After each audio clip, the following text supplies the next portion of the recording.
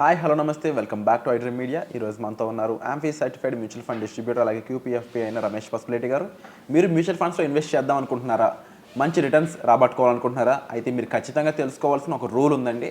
ఆ రూల్ గురించి మనం రమేష్ పసుపులేటి సార్తో మాట్లాడదాము. మీకు ఏ డౌట్స్ ఉన్నా కూడా మీరు సార్తో డైరెక్ట్గా కాల్ చేసి కూడా మాట్లాడవచ్చు. Hi sir.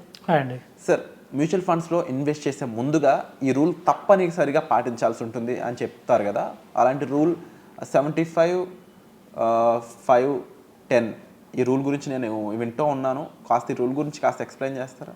డెఫినెట్లీ అండి, ఇది one of the successful thumb rule. So 75% అనేది మనం పెట్టే ఫండ్స్లో, మనం పెట్టే మ్యూచువల్ ఫండ్ ఇన్వెస్ట్మెంట్లో ఒక 75% అనేది లాంగ్ టర్మ్కి ఇన్వెస్ట్ చేయాలి. అది కూడా ఈక్విటీ ఫండ్స్లోనే ఇన్వెస్ట్ చేయాలి. ఓకే. చాలామంది మ్యూచువల్ ఫండ్లో ఇన్వెస్ట్ చేస్తున్నారు, కానీ ఏ ఫండ్లో ఇన్వెస్ట్ చేశారో వాళ్ళకి కూడా తెలియదు. కొంతమంది బ్యాంక్స్ ద్వారా ఇన్వెస్ట్ చేస్తున్నారు, బ్యాంక్స్ అప్లికేషన్ మీద ఇన్వెస్ట్ చేస్తున్నారు, అక్కడ ఏదో డెట్ ఫండ్లో పెడుతున్నారు.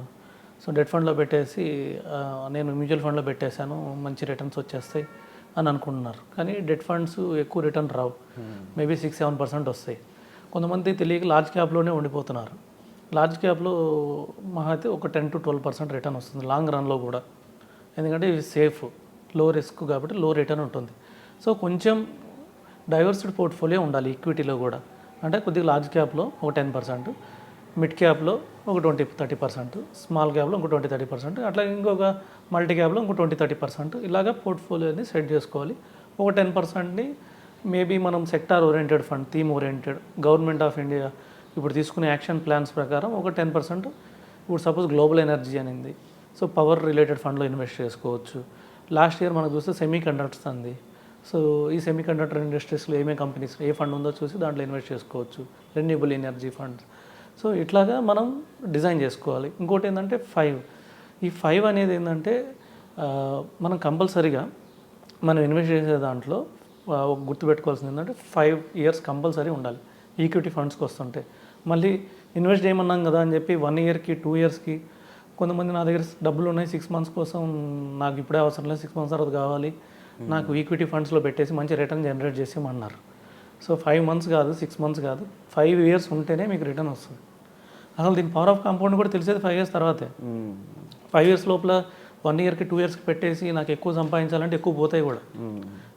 రావడానికి ఎంత అవకాశం ఉందో పోవడానికి కూడా అంతే అవకాశం ఉంది మార్కెట్లో 5 ఇయర్స్ లోపు అయితే. ఇప్పుడు మనం గ్లోబల్ సిచ్యువేషన్స్ ఇన్ని చూస్తున్నాం.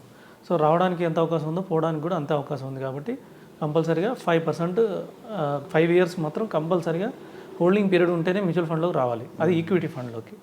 ఇంకొక 10% ఉంది కదండి, ఈ 10% రూల్ ఎలా ఉంటుందంటే మనం ఇంటర్నేషనల్ ఫండ్స్లో కూడా ఇన్వెస్ట్ చేయాలి. ఓన్లీ ఇండియన్ ఫండ్సే కాదు, మన పోర్ట్ఫోలియోలో ఒక 10% అనేది, సపోజ్ మనం ఒక 10 lakhs ఇన్వెస్ట్ చేస్తుంటే, లేకపోతే ఒక 1 lakh సిప్ చేస్తుంటే, ఒక 10,000 SIP చేస్తుంటే ఒక 10% ఇంటర్నేషనల్ ఫండ్స్ ఉన్నాయి. కొంతమంది ఈటీఎఫ్ల ద్వారా ఇన్వెస్ట్ చేయొచ్చు. గ్లోబల్ ఫండ్స్ చాలా ఉన్నాయి, లేదంటే గ్లోబల్ ఆపర్చునిటీ ఫండ్స్ మ్యూచువల్ ఫండ్స్లోనే చాలా ఉన్నాయి. సో చైనా ఆపర్చునిటీ ఫండ్ అని, యూఎస్ ఆపర్చునిటీ ఫండ్ అని. ఇప్పుడు చైనా ఆపర్చునిటీ ఫండ్ బాగాలేదు, సో దాన్ని మనం తీసేయాలి. యూఎస్ ఆపర్చునిటీస్ ఫండ్ బాగుంది. ఇప్పుడు వరల్డ్ మొత్తం మీద 2 కంట్రీసే బాగా లైట్లో కనపడుతున్నాయి. అవి ఏంటంటే ఒకటి యూఎస్, రెండోది డెఫినెట్గా మన ఇండియా. సో మొత్తం మన ఇండియాలో పెట్టడం కరెక్ట్ కాదు కాబట్టి ఒక 10% మనం యూఎస్ ఫండ్స్కి ఇన్వెస్ట్ చేయొచ్చు. ఈ 10% రూల్ ఉండాలి. సో 75-5-5, ఇంకొక 10% వచ్చేసి మనం కంపల్సరీగా లిక్విడ్ ఫండ్లో ఇన్వెస్ట్ చేసుకోవాలి. లిక్విడ్ ఫండ్ అంటే ఎమర్జెన్సీ ఫండ్, ఇది మనకి ఎమర్జెన్సీస్ తీసుకోవడానికి. ఇప్పుడు అందరూ 100% ఏం చేస్తున్నారు, ఈక్విటీ ఫండ్లోనే ఇన్వెస్ట్ చేస్తున్నారు. 5 ఇయర్స్ కోసం కూడా ఈక్విటీ ఫండ్కి ఇన్వెస్ట్ చేస్తున్నారు. మధ్యలో ఏమైనా మార్కెట్ పడినప్పుడు ఏమైనా ఎమర్జెన్సీ వచ్చినప్పుడు అందులో తీసేస్తున్నారు. అంటే వాళ్ళ ఉద్దేశం తీసేయాలని కాదు, ఇన్వెస్ట్ చేయడం అంటే వాళ్ళు లాంగ్ టర్మ్ కోసమే ఇన్వెస్ట్ చేస్తున్నారు 5 ఇయర్స్కి. కానీ ఏం జరుగుతుందంటే ఎమర్జెన్సీస్ వస్తున్నాయి. ఎమర్జెన్సీ వచ్చినప్పుడు లిక్విడ్ ఫండ్ బాగా, అంటే ఇమీడియట్గా అమౌంట్ వచ్చేది మ్యూచువల్ ఫండ్లోనే. మనకు ల్యాండ్ ఉందనుకోండి, ఎమర్జెన్సీ వచ్చినప్పుడు ల్యాండ్లోంచి అమౌంట్ రాదు, ఇమీడియట్లీ సెల్ చేయలేం. మనం చేయగలిగింది మ్యూచువల్ ఫండ్స్లోనే ఫాస్ట్ సేల్ చేయగలుగుతాం, లేదా ఈక్విటీలోనే ఫాస్ట్ సేల్ చేయగలుగుతాం. అలాంటప్పుడు ఇమీడియట్గా ఈక్విటీలో సేల్ చేసేటప్పుడు మార్కెట్ బాగా పడింది అనుకోండి, బాగా లాస్ అయ్యే అవకాశం ఉంది. రీసెంట్గానే లాస్ట్ మంత్ ఎఫ్ఐఎస్ సెల్లింగ్ ద్వారా 23,200 పోయింది నిఫ్టీ. సో అప్పుడు సేల్ చేసిన వాళ్ళకి ఇప్పుడు మళ్ళీ 24,600కి వచ్చింది, ఆల్మోస్ట్ 10% పెరిగింది. ఫండ్స్ అంటే మార్కెట్ 5% పెరిగినా కూడా మ్యూచువల్ ఫండ్స్ అనేవి 10% పెరిగినాయి. ఎప్పుడైనా మ్యూచువల్ ఫండ్స్ మార్కెట్ కన్నా ఎక్కువ రిటర్న్ ఇస్తాయి. సో అందుకని చెప్పేసి ఈ 10% లాస్ అవుతారు. ఆ లాస్ కాకుండా ఏం చేయాలంటే ఒక 10% వచ్చిన పోర్ట్ఫోలియోలో మనం ఒక 10,000 ఎస్ఐపి చేద్దాం అనుకుంటే ఒక 1,000 రూపాయలు లిక్విడ్ ఫండ్లో చేయాలి. ఒక 20,000 చేద్దాం అనుకుంటే ఒక 2,000 రూపాయలు లిక్విడ్ ఫండ్లో చేసుకుంటే ఇది ఎమర్జెన్సీ ఫండ్కి ఉపయోగపడు. చిల్డ్రన్ ఫీజు కట్టాలి, లేకపోతే ప్రీమియమ్స్ కట్టాలి, నెక్స్ట్ ఇయర్ ప్రీమియమ్స్ కట్టాలి. సో ఎమర్జెన్సీ ఎవరికైనా 1 ఇయర్ తర్వాత పే చేయాలి, వీటన్నిటికీ ఎంప్లాయీస్ శాలరీలు పే చేయాలి, వీటన్నిటికీ లిక్విడ్ ఫండ్స్లో కంపల్సరీగా ఒక 10% పోయేలా చూసుకుంటే ఇది పర్ఫెక్ట్ పోర్ట్ఫోలియో అవుతుంది. ముఖ్యంగా మీ దగ్గరకు వచ్చే క్లయింట్స్కి మీరు ఇచ్చే సలహాలు ఏ విధంగా ఉంటాయి సార్? అండ్ ఇలా మీరు డైవర్సిఫైడ్ ఫండ్స్ ఇచ్చినట్లయితే వాళ్ళు ఎంతవరకు పర్సంటేజ్ ఆఫ్ రిటర్న్స్ అనేవి వాళ్ళు చేయడం జరిగిందంటారు? నా పోర్ట్ఫోలియో డిపెండ్స్ అండి. అంటే నా కస్టమర్ల పోర్ట్ఫోలియో ఎలా ఉందంటే కొంతమందికి కన్జర్వేటివ్ పోర్ట్ఫోలియో ఇచ్చా వాళ్ళకి 15-17% రిటర్న్ ఉంది కన్జర్వేటివ్లో. అంటే లార్జ్ క్యాప్ ఎక్కువ ఓరియంటెడ్ పోర్ట్ఫోలియోస్ ఇచ్చాను లో రిస్క్ కోసం, అంటే వాళ్ళ ఏజ్ని బట్టి ఉంటుంది. కొంతమంది మీడియం ఏజ్లో ఉన్న వాళ్ళకి కొద్దిగా మిడ్ క్యాప్ కొద్దిగా ఓరియంటెడ్ పోర్ట్ఫోలియో, అంటే మల్టీ క్యాప్ మిడ్ క్యాప్ ఎక్కువ ఉంటుంది ఈ పోర్ట్ఫోలియో, లార్జ్ క్యాప్ తక్కువ ఉంటుంది, స్మాల్ క్యాప్ తక్కువ ఉంటుంది. అదే కొద్దిగా లాంగ్ టర్మ్ ఇన్వెస్టర్స్ అంటే యంగ్ జనరేషన్ మీలాగా, సో కొంతమంది young youth generation salaries start చేసిన వాళ్ళు, లేదంటే కొంచెం ఎర్న్ చేసిన వాళ్ళు, వీళ్ళందరికీ ఏంటంటే స్మాల్ క్యాప్ ఓరియంటెడ్ పోర్ట్ఫోలియో ఉంది.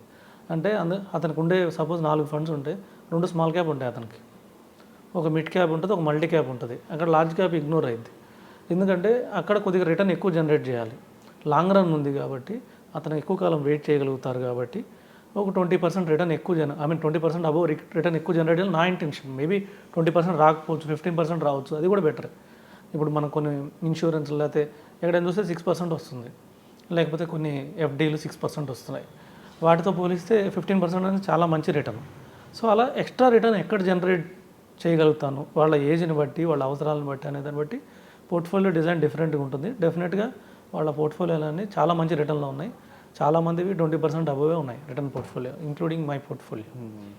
అండ్ సార్ చాలామందికి మ్యూచువల్ ఫండ్స్ అనేవి ముఖ్యంగా లాంగ్ టర్మ్లో 30 years పాటు ఒకే ఫండ్లో ఉండాలి అనేది కూడా కొంచెం ఒక భ్రమ ఉంది.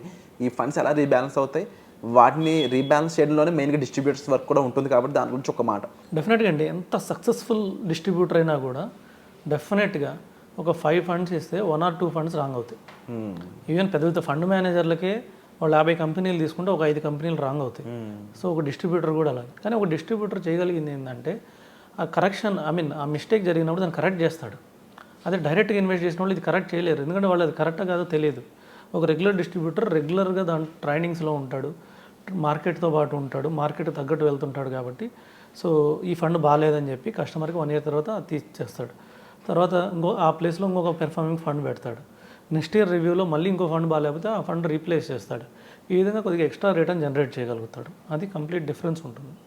సో ఓవరాల్గా ఇన్ఫర్మేషన్ అయితే మీరు విన్నారండి. తప్పకుండా మీరు ఎటువంటి ఫండ్స్లో ఇన్వెస్ట్ చేయాలనుకుంటున్నారు అంటే ఆల్రెడీ ఇన్వెస్ట్ చేసిన ఫండ్స్ ఎంతవరకు రిటర్న్స్ వస్తున్నాయి సార్, అవి లాంగ్ టర్మ్లో కరెక్టా కాదా, అండ్ ముఖ్యంగా వాటి రివ్యూ అయి ఉండొచ్చు, న్యూ ఫండ్స్ సంబంధించిన విషయాలు అయి ఉండొచ్చు, అండ్ మీరు ROI సరిగ్గా వచ్చే ఫండ్స్ అయి ఉండొచ్చు. వీటికి సంబంధించిన పూర్తి వివరాల కోసం మీరు డిస్ప్లే అవుతున్న నెంబర్స్ కాల్ చేసి సార్తో డైరెక్ట్గా మాట్లాడొచ్చండి. Thank you so much sir. Welcome.